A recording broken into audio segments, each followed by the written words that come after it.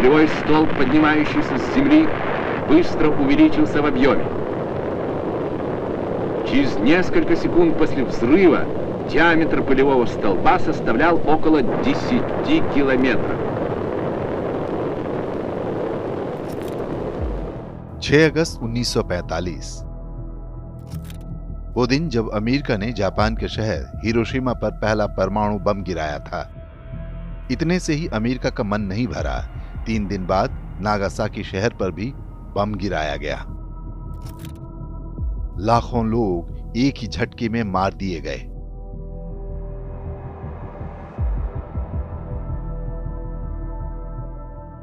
उससे भी कई गुना अधिक लोग इस बम से पैदा विकिरण के कारण मारे जाते रहे हैं। ये बर्बर हमला 76 वर्ष पहले हुआ था, लेकिन इसका सही संदर्भ आज तक विश्व के आगे नहीं आने दिया गया। पूरे विश्व को बताया जाता है कि इस परमाणु हमले के साथ ही द्वितीय विश्व युद्ध समाप्त हो गया था। जापानी सेनाओं ने पीछे हटना आरंभ कर दिया और 1 सप्ताह बाद ही जापान ने मित्र देशों के आगे आत्मसमर्पण कर दिया। हिरोशिमा पर जिस दिन बम गिरा था वो सुबह का समय था। लोग अपने काम कर रहे थे, बच्चे स्कूल पहुंच चुके थे।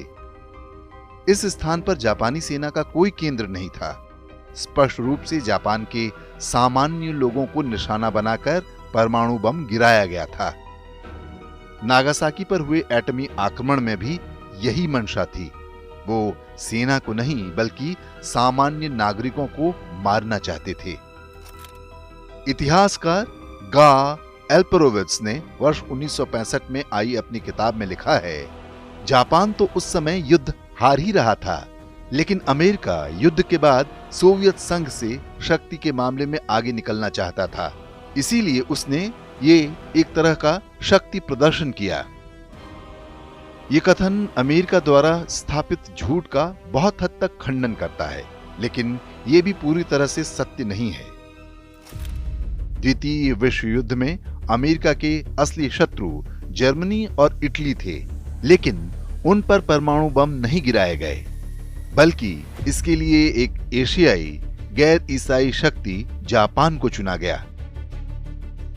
परमाणु बम से पहले अमेरिका ने जापान में कई दिन तक नेपॉम बम गिराए थे, जिससे वो पहले ही बुरी तरह से बर्बाद हो चुका था।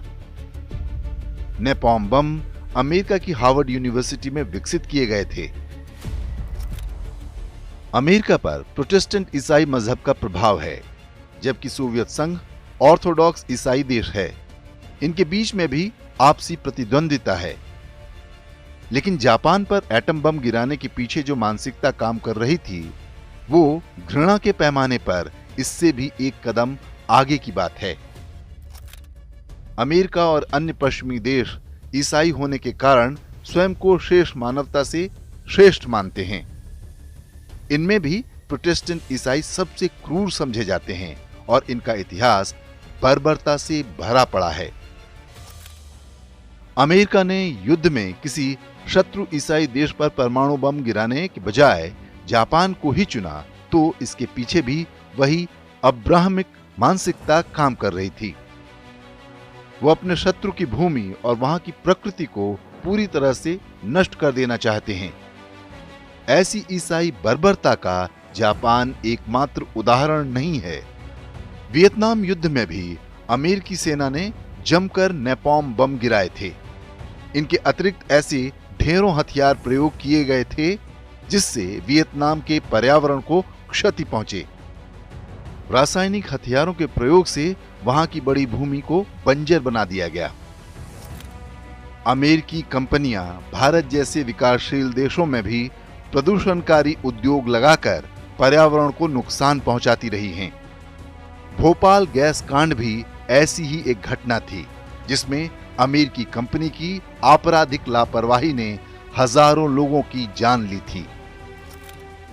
ईसाइयों की पुस्तक बाइबल के जेनेसिस के अनुसार गॉड ने जब धरती पर सृष्टि की रचना की तो मनुष्य को प्रकृति का स्वामी बनाया। यहाँ मनुष्य से अर्थ उन्हीं से है जो ईसाई गॉड को मानते हैं। स्वयं को प्रकृति का स्वामी मानने वाली यही मानसिकता है कि वे शत्रु की भूमि पर प्रकृति को क्षति पहुंचाने से पहले एक बार भी नहीं सोचते। अमेरिका या अन्य पश्चिमी ईसाई देश कभी भी जापान और भारत जैसे गैर अब्राहमिक देशों के मित्र नहीं हो सकते। इस शत्रुता की जड़ उनकी सोच में है, जो मानती है कि गोरे होने के कारण उनकी नस्ल श्रेष्ठ है और उनका कर्तव्य पूरे विश्व को ईसाई बनाना है।